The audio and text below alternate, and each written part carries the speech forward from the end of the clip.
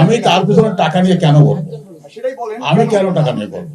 আমার টাকা নিয়ে ঘোরার দরকার নেই। তোর মৃত্যুর কারণটা পারা যায়নি, আমরা মৃত্যুর কারণ বের করতে পারি। বাচ্চাগুলো মারা গেছে, এটা খুব দুঃখজনক এবং বেদনাদায়ক জাতির জন্য, আমার জন্য, আমার হাসপাতালের জন্য। আপনারা তো চাননি, না না না না শোনেন, এখানে আপনাদের বহু সাংবাদিক আমাদেরকে বলেছে, ব্যক্তিগতভাবে আমাকে বলেছে বিভিন্নভাবে, আপনারা একটু কথা বলেন না, কথাটা বলেন। আপনাদের সাথে কথা বললেও দোষ, আমাদের সাথে কথা বললেও দোষ, ডাকলেও দোষ, না ডাকলেও দোষ। ঠিক আছে, আমি সরি, আপনাদের ডাকাটা আমার ভুল হয়েছে, তাই আমি সরি বললাম। আপনাদের নিজস্ব যে একটা তদন্ত কমিটি করা হয়েছিল, সেখানে শিশু মৃত্যুর কারণটা কি পাওয়া গেছে? তোর মৃত্যুর কারণটা পাওয়া যায়নি, আমরা মৃত্যুর কারণ বের করতে পারিনি। কারণ হলো এই বাচ্চাটার যদি পোস্টমর্টম করা যেত, পোস্টমর্টম না, উন্নত বিশ্বে আরো অনেক কিছু এক্সাম আছে, অনেক এক্সাম আছে। একটা মৃত্যু হওয়ার সাথে সাথে 20 বছর ধরে এক্সামিনেশন করবে, এমনও প্রমাণ পাবে।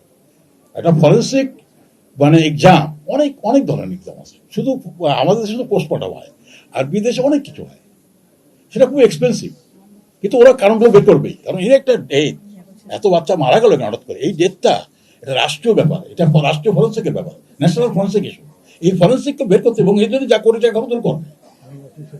সুতরাং আমার মনে হয় আজকে আর না বলাই আপনাদের সাথে, আপনি এমনি বিরক্ত হচ্ছেন যে আমি আপনাদের ডাকলাম কেন। আমি ক্ষমা প্রার্থী যে আপনারা, আমি ডাকলেও দোষ, না ডাকলেও দোষ।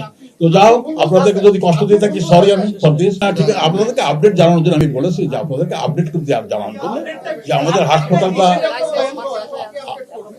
হাসপাতালটা বন্ধ আছে, জাতি অনেক মর্মাহত, আপনারাও কষ্ট পাচ্ছেন, আপনাদের আত্মীয় স্বজন এখানে ডেলিভারি হয়েছে, আপনারাও কষ্ট পাচ্ছেন। আমি এই উত্তর দিতে চাই না, মন্ত্রী সাহেবের কাছে জিজ্ঞেস করেন যে এই প্রুফটা ওনাকে দেখান।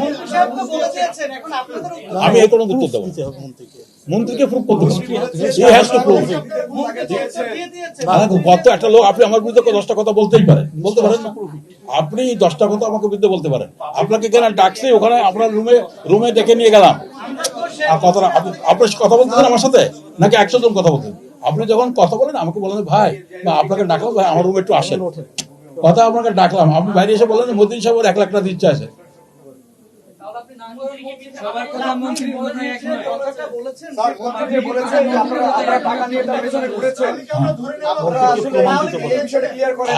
আমি তার পিছনে টাকা নিয়ে কেন বলবো?